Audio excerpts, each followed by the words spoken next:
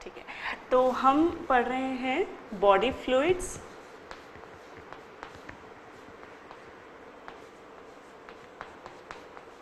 And circulation. अभी हमने पढ़ा था लास्ट जो था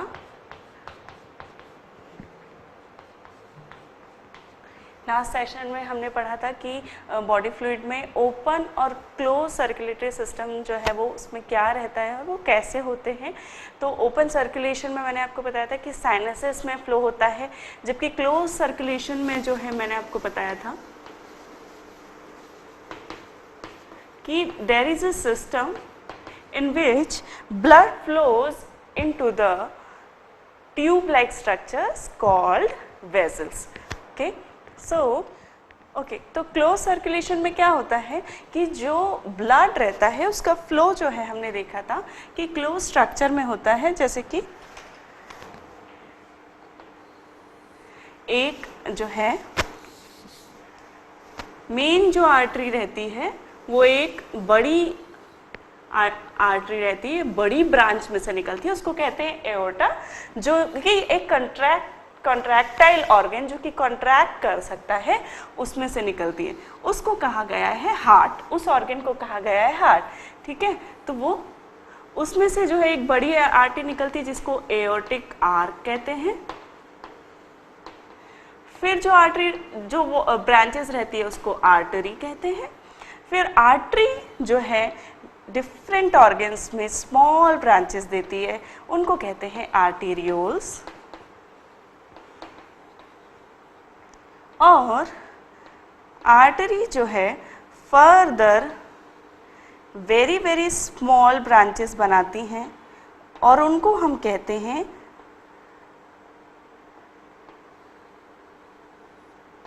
कैपिलरीज। ठीक है, ये हमने पढ़ा था क्लोज सर्कुलेशन में। वहीं जो वेन्स होती हैं, कैपिलरीज जो फर्दर हैं वो स्मॉल ब्रांचेस जिसको कहते हैं वेन्यूल्स उसमें कन्वर्ट होती हैं। फिर वो बनाती हैं वेन्यूल्स, वेन्स, वेन्यूल्स जो है वो बनाती हैं वेन्स, और वेन्स जो हैं फर्दर 2 और 3 ब्रांचेस बनाती हैं बड़ी। ठीक है, वेन्यूल्स जो है फर्दर एक बड़ी ब्रांच बनाती हैं जिसको हम कहते हैं वेना कावा। ठीक है, like this is vena cava. ठीक है, these are veins and these are venules. Okay, venules. अब कैसा है कि ये वापस क्यों मैं आपको समझा रही हूँ स्ट्रक्चर, क्योंकि अब जो हम पढ़ने वाले हैं जो क्लोज सर्कुलेशन रहता है उसमें जो वेसल्स रहती हैं, ब्लड वेसल्स, वो हम पढ़ने वाले हैं। ठीक है, तो today's topic is blood vessels, कि ये ब्लड वेसल किस टाइप की रहती है, क्या स्ट्रक्चर इनका रहता है, क्या स्पेशलिटी रहती है इनकी, और क्या काम रहता है। ठीक है, क्लोज सर्कुलेशन का जो है कल मैंने आपको बताया था लास्ट सेशन में कि क्लोज सर्कुलेशन के क्या फ़ायदे हैं, कि जो ब्लड प्रेशर रहता है वो रेगुलेट रहता है और जो ब्लड सप्लाई रहती है वो भी कंट्रोल्ड रहती है इसमें। ठीक है, और इफ़िशिएंट ब्लड सप्लाई होती है। इफ़िशिएंट ब्लड सप्लाई कैसे होती है कि जो आर्टरीज रहती हैं, आर्टरीज में जो कैपिलरी रहती हैं, कैपिलरी के पहले जो है प्री कैपिलरी जो है उसमें स्फिंक्टर्स रहती हैं, प्री कैपिलरी स्फिंक्टर्स। तो प्री कैपिलरी स्फिंक्टर का क्या काम रहता है कि वो किसी भी ऑर्गन में कितनी सप्लाई जानी चाहिए उसको वो मेंटेन करती है। क्या होता है कि कुछ तो थॉरो चैनल्स होते हैं जैसे कि ये। ठीक है,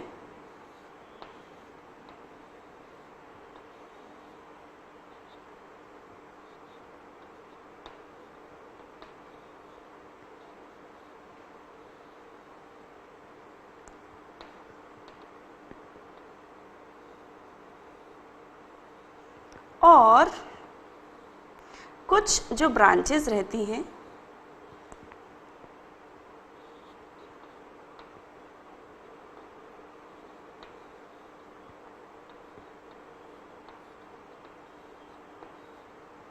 ठीक है।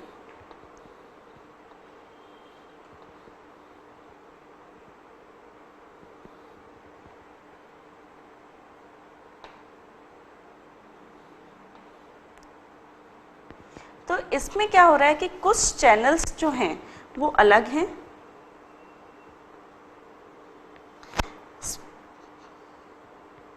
और ये जो मैं वाइट चौक से दर्शाना चाह रही हूँ वो है स्फिंक्टर्स, ठीक है। These are sphincters, pre capillary sphincters.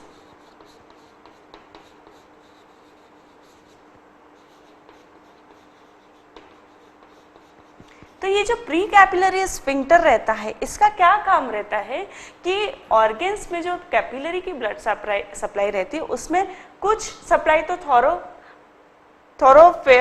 Through fair channels के द्वारा होती है। थ्रू फेयर चैनल्स मतलब कि वो चैनल्स, वो सप्लाई जिसमें हमेशा ब्लड बना रहता है, हमेशा ब्लड फ्लो रहता है। लेकिन कुछ चैनल्स जो रहते हैं, कुछ वॉल्स, कुछ कैपिलरी जो रहती है उसमें प्री कैपिलरी स्फिंक्टर होती है। अब ये प्री कैपिलरी स्फिंक्टर क्या है? तो प्री कैपिलरी स्फिंक्टर जो है एक मस्क्यूलर स्ट्रक्चर रहता है कैपिलरी के पहले, कैपिलरी के डिवीजन होने से पहले आर्टरी में, और वहाँ पे एक ऐसा मसल का स्फिंक्टर रहता है जो कि क्लोज रहता है, ठीक है। जब ऑर्गन को सप्लाई नहीं चाहिए तब वो क्लोज रहता है, लेकिन जब उस ऑर्गन को ज़्यादा सप्लाई चाहिए तो उस ऑर्गन में सप्लाई बढ़ने लगती है और वो जो प्री कैपिलरी स्फिंक्टर रहते हैं वो भी ओपन हो जाते हैं और वो फिर उस ऑर्गन में ज़्यादा सप्लाई पहुंचने लगती है, ठीक है।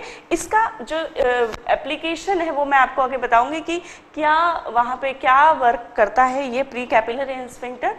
तो इसका जो फंक्शन है वो क्यों इम्पोर्टेंट है वो मैं आगे आपको बताऊंगी, ठीक है। फिलहाल हम पढ़ रहे हैं ब्लड वेसल्स।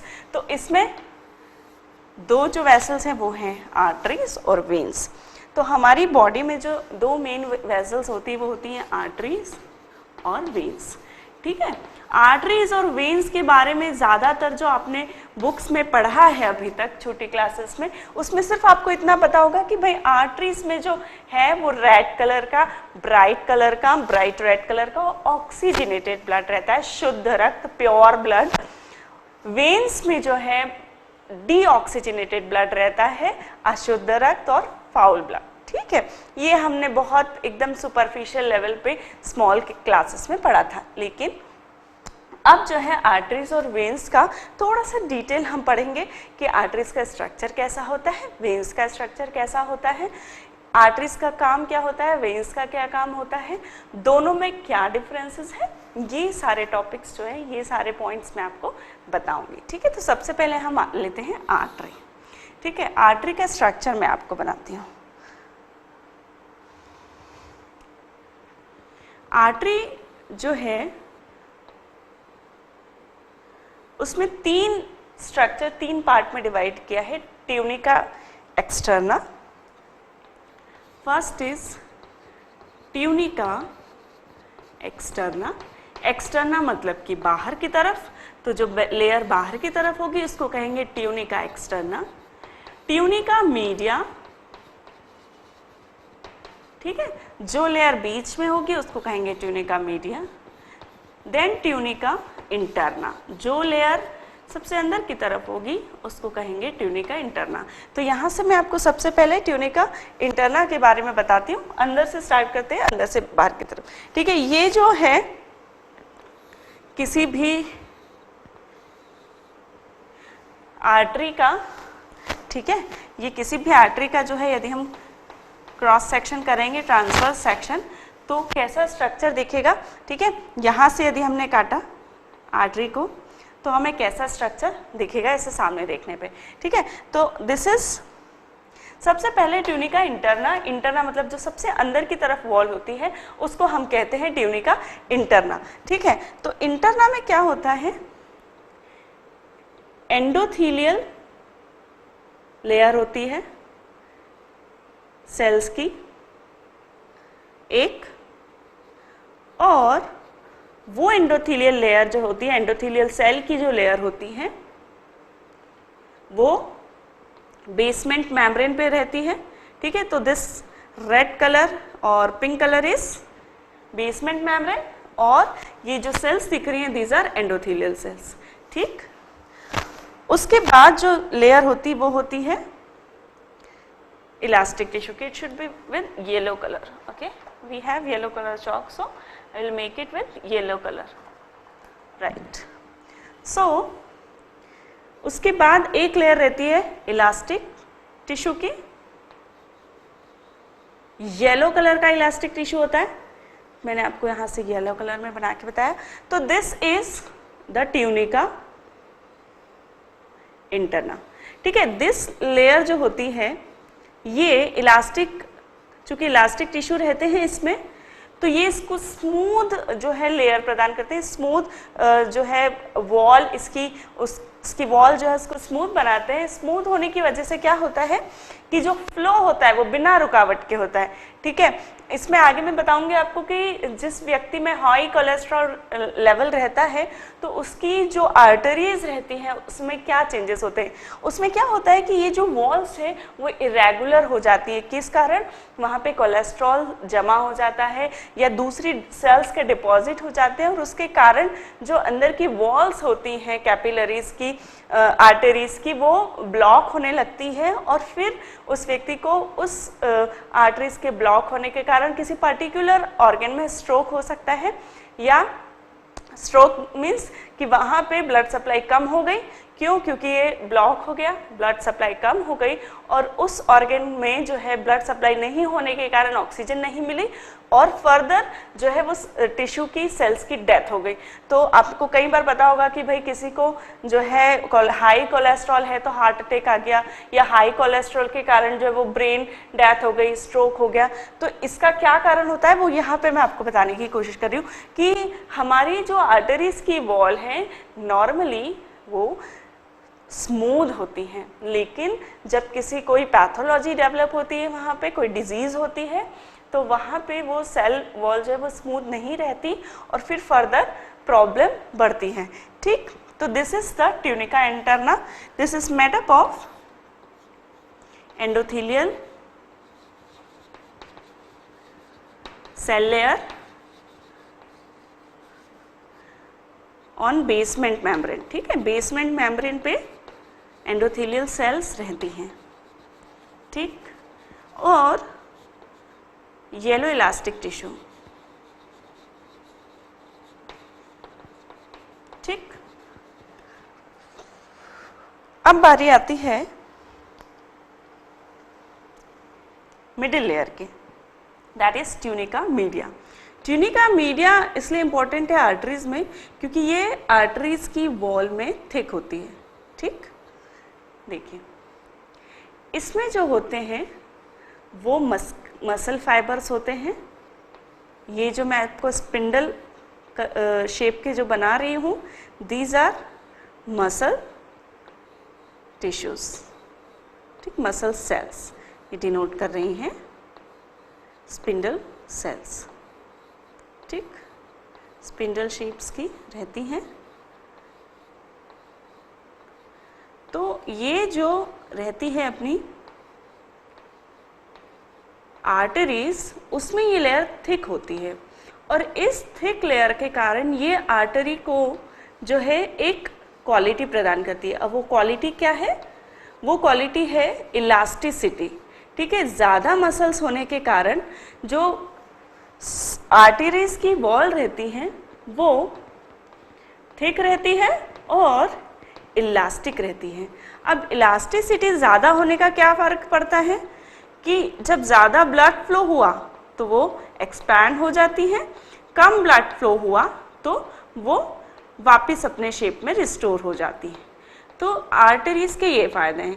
दूसरा फ़ायदा ये है कि थिक वॉल होने के कारण जब आर्टरीज एम्प्टी रहती हैं तो वो कोलैप्स नहीं होती. तो ये इसका कारण है. ठीक है, तो जो ट्यूनिका मीडिया होती है वो किससे बनती है? एक तो मसल फाइबर से, और जो मसल फाइबर्स रहते हैं वो नेटवर्क ऑफ इलास्टिक फाइबर्स के बीच में रहते हैं. Network of elastic fibre. ठीक,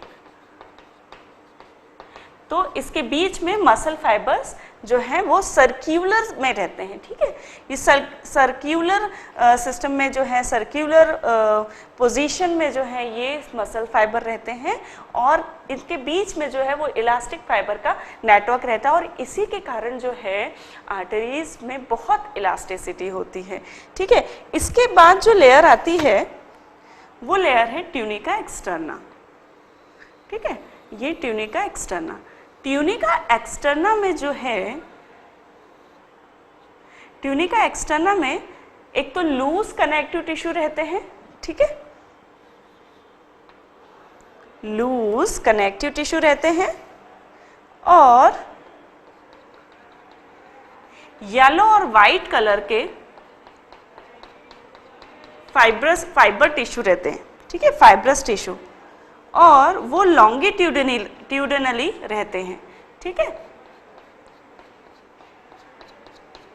ठीक, येलो एंड वाइट कलर के fibrous tissue longitudinally. Okay, so tunica externa is made up of loose connective tissue and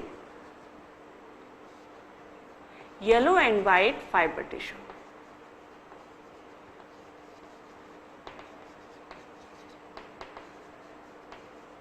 Fibrous tissue, ठीक, which are longitudinally arranged, longitudinally arranged.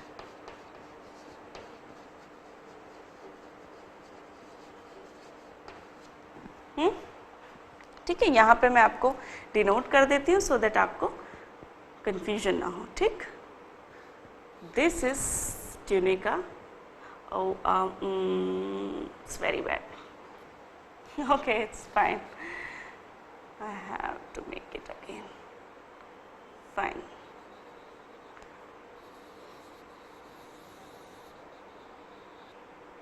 Okay, not an issue.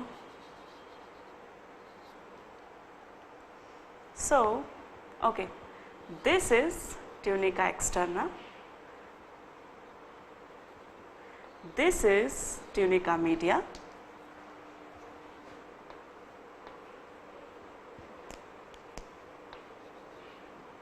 fine, and the internal one is tunica interna, fine. This middle one is tunica media, outer one is externa, and the internal one is interna. Okay, now यहाँ पे मैं veins का ऊपर structure बना देती हूँ so that it will be easy to understand. Fine? Okay. I think यहाँ पे better रहेगा बनाना. Okay. So जो veins रहती हैं उसमें क्या होता है?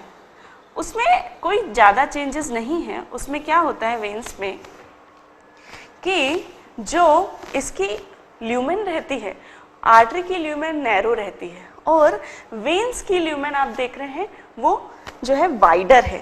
तो इसमें सिर्फ खास कुछ चेंज नहीं होते हैं, इसमें भी ट्यूनिका इंटरना में जो है वही एंडोथेलियल की सेल रहती है जो कि बेसमेंट मेम्ब्रेन पर रहती है और दूसरा इलास्टिक टिश्यू रहते हैं, लेकिन इसमें जो इलास्टिक टिश्यू रहते हैं बहुत कम मात्रा में रहते हैं, साथ ही जो मसल फाइबर रहते हैं वो भी बहुत कम मात्रा में रहते हैं, ठीक है। और इसके कारण जो वेन्स की वॉल होती हैं वो बहुत थिन होती हैं, ठीक है, वेन्स की वॉल्स बहुत थिन होती हैं, ठीक। यहाँ पे देखिए मसल लेयर भी इट्स वेरी लेस। जो ट्यूनिका मीडिया है वो भी, ठीक है,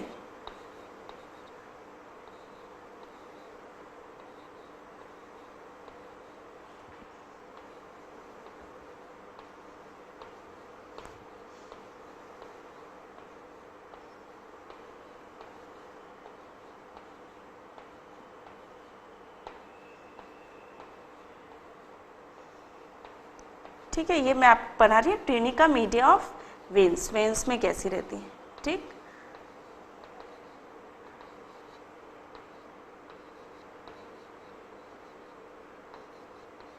ओके, ठीक। न्यूक्लियस तो दर्शाना पड़ेगा भाई हर सेल में, है ना, सेल है तो न्यूक्लियस होना ही चाहिए। ओके, यहाँ पे भी हमने नहीं दिखाया है, जो हमारी एंडोथेलियल सेल्स हैं उनके न्यूक्लियस भी बनाइए भाई। न्यूक्लियस के बिना सेल का कोई काम नहीं, राइट, ठीक। These are endothelial cell.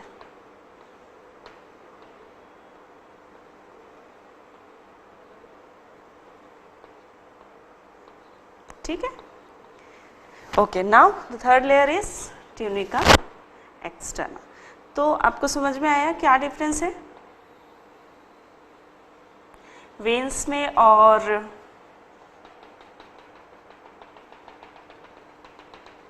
Arrangement same रहता है सेल लेयर्स का, बस क्वांटिटी में चेंजेस हैं, ठीक है।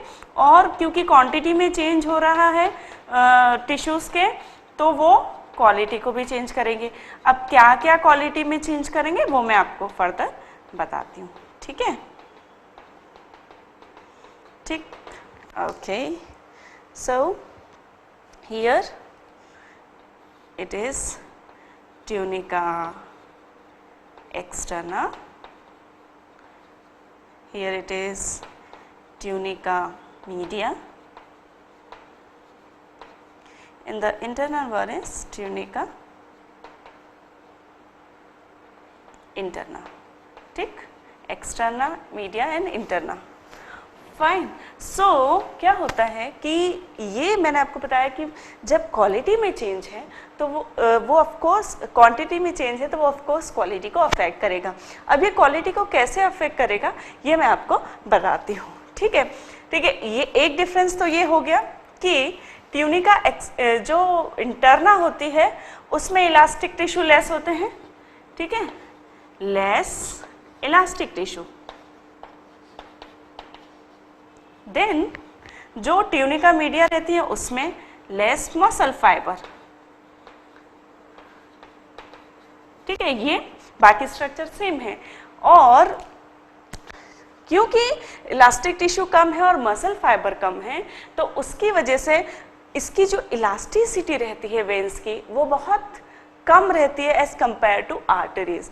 और दूसरी बात ये, जैसे मैंने आपको बताया था कि आर्टरीज अपने शेप को रिटेन कर लेती है यदि वो एम्प्टी हो तो, लेकिन चूंकि veins they are very thin, arteries के कंपैरिजन में उनकी वॉल जो है वो थिन रहती है, तो यदि किसी वेन को खाली किया जाए तो वो वेन जो है कोलैप्स हो जाएगी, वो इनफ्लैट हो जाएगी, जो है उसकी वो कोलैप्स हो जाएगी, इनफ्लैटेड नहीं रहेगी, ठीक है। तो ये उसका रीज़न है। अब मैं आपको फर्दर यहाँ बताती हूँ कि दोनों में डिफरेंस क्या क्या है, ठीक है।